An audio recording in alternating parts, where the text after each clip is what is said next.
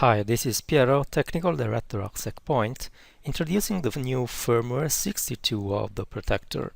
I will first describe the enhancements we have done to the 640 million IP block function.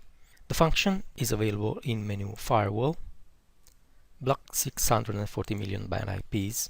Two new functions have been added, search and whitelisting.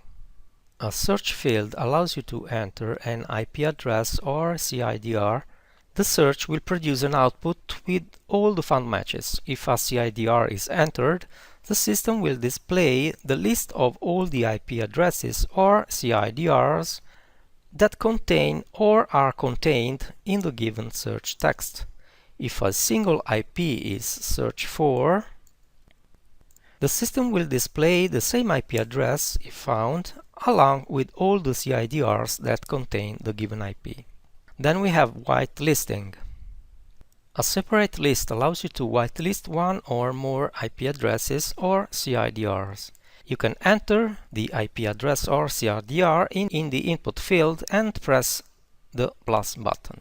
Whitelisting is immediate and doesn't require the firewall to be restarted. One more thing I would like to point out is that we have increased the list of databases. You can see the whole list on the top of the page.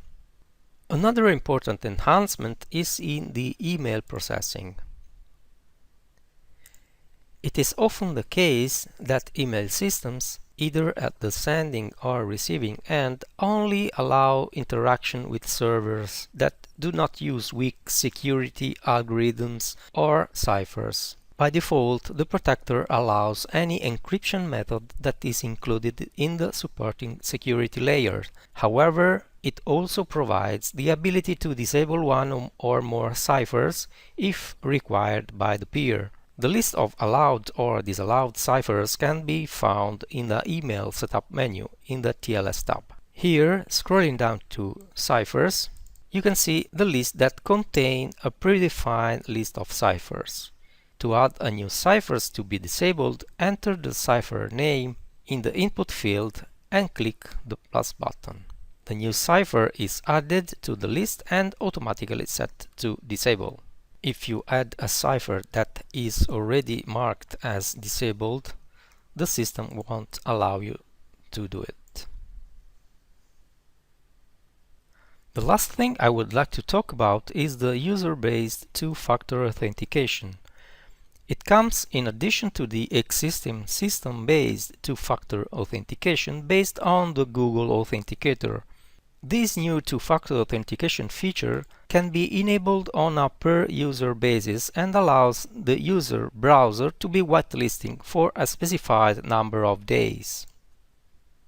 As you can see, the new feature can be enabled from the user management page. There are two new fields available. One is to enable the feature and the other one is to set a trust period.